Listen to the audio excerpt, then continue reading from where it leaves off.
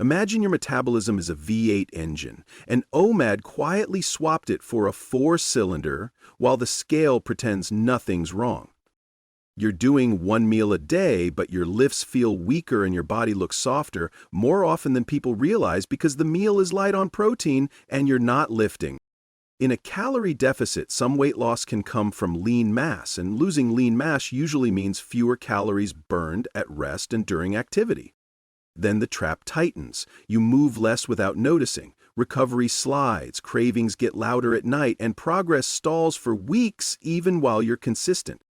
Fix the one OMAD mistake, protein anchor the meal, and add simple strength work, and you're more likely to keep the engine while fat becomes the main thing you lose. Week after week, a smaller engine can trigger adaptive thermogenesis. Your body learns to run on less. It can look like aging, but it's often the result of dieting without protecting lean mass. Remember the V8? It's like driving with the parking brake lightly on. You feel it in weaker lifts, colder hands, louder cravings, and a stubborn waist. Today I'll show the fix and what can start changing in your first 7 days. OMS days 1 to 3. Here's the theme. OMAD doesn't automatically shrink your metabolism, but a low-protein OMAD with no lifting can teach your body to keep fat and spend muscle. Muscle is active tissue and it costs energy to maintain. So in a calorie deficit, the body may trim lean mass if protein is low, and the muscles never get a reason to rebuild. That's why controlled trials and reviews of weight loss often show that some portion of pounds lost can be lean mass, especially when dieting is paired with little or no resistance training. Practically, this shows up when your one meal is a pasta mountain with a chicken garnish or a snack plate that looks healthy but doesn't add up to enough protein. Inside your body, it's supply and demand. Fewer amino acids coming in, fewer use signals going out, so extra muscle isn't kept on payroll. Think of the V8 again. Skip maintenance and nothing explodes. But the engine you're driving next month is smaller, and it needs less fuel because it can do less work. Days 4 to 7, the swap becomes noticeable in real life. And you don't hear a siren, you hear your dumbbells. The same weight feels heavier, recovery takes longer, and afternoon energy fades sooner. Part of that is simple math. Less lean mass generally means fewer calories burned at rest. And part of it is behavior. Your body quietly changes. You fidget less, stand less, and your daily steps drift down without you voting on it. You start taking the closer parking spot, sitting through calls you used to pace and calling it being efficient when it's really your body conserving. Researchers describe this whole downshift as adaptive thermogenesis, where energy burn can drop more than predicted during dieting, like your thermostat clicks down one notch at a time. Cravings can get louder too because your brain likes stored energy and hates uncertainty, and an under-recovered body is not known for calm decision-making at 10 p.m. Week 2. Now you fix the inputs, protein first.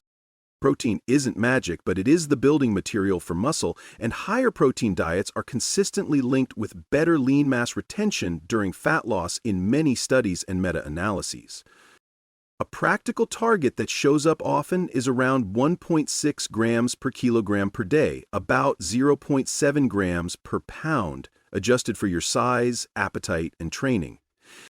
In OMAD terms, that means your one meal needs to be intentionally protein anchored, not accidentally protein light, because you don't have 3 meals to catch up later.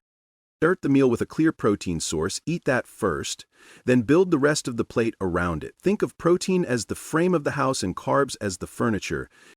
Week 2, continued. Make it livable. If one giant meal makes your stomach feel like it's hosting a bowling tournament, widen the eating window slightly, or split the meal into 2 waves, a protein starter, then the main plate 30 to 90 minutes later. Same structure, better digestion, and a better chance of hitting protein without needing a nap as dessert. Picture it. Eggs or Greek yogurt, chicken or fish, lean beef, tofu or tempeh, lentils or beans, then vegetables and fiber, then fats, and save heavier starches or sweets for later in the meal when you're already fed. If you're plant-based, this is where tofu, tempeh, beans, lentils, and a protein-forward snack inside the window can make OMAD feel steady instead of shaky. And if you tend to break the fast with sugary, ultra-processed comfort foods, flipping the order, protein first, often blunts that runaway hunger effect and makes the rest of the meal feel controllable. Weeks 3 to 4, add the muscle signal, resistance training.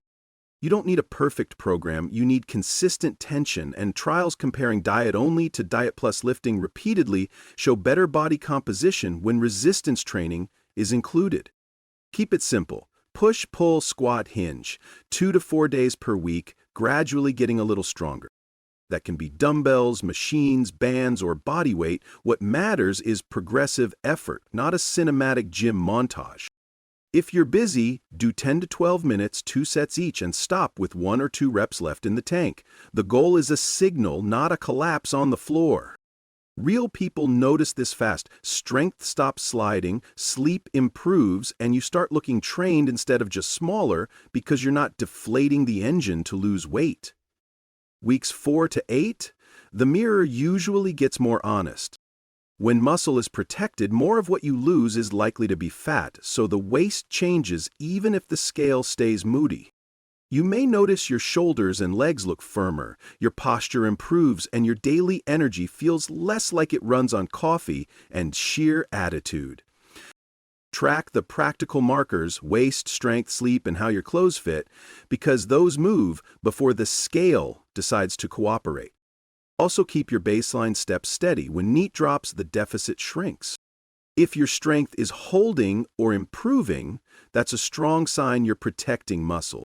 If it's sliding week to week, that's a cue to raise protein, widen the eating window slightly, or reduce the deficit, not to punish yourself with a longer fast. Hydration and electrolytes matter too, especially if you're training while fasting. Keep it boring, repeatable. Go month 3 and beyond. Metabolism isn't a glass ornament you shatter forever. It's an adaptive system that becomes good at what you repeat. Repeat low protein and no lifting, and your body gets good at conserving. Repeat protein-anchored OMAD and basic strength work, and your body gets good at staying strong while you lean out, which also tends to make maintenance feel less like a second job. Run a 7-day test. Keep the fast the same, anchor protein, lift twice, and watch what changes first: energy, cravings, strength, and waist, because those early wins are the trailer for bigger results. OMAD isn't automatically good or bad. It depends on how you run it. Low protein and no lifting can stall fat loss and soften your look over time. Protein plus resistance work helps preserve muscle and steady your appetite while you lean out. Tonight, start with a protein anchor, then add veggies, fats, and carbs. Tomorrow, do 10 to 12 minutes. Push, pull, squat, hinge. For 7 days, track strength, sleep, night cravings, and waist. Use how your clothes fit and afternoon energy as extra markers. If you use glucose-lowering meds, are pregnant, or have eating disorder history, get medical guidance. If this helped, hit like and subscribe for more practical, science-led videos. Comment OMAD with your eating time, and I'll reply with an easy upgrade.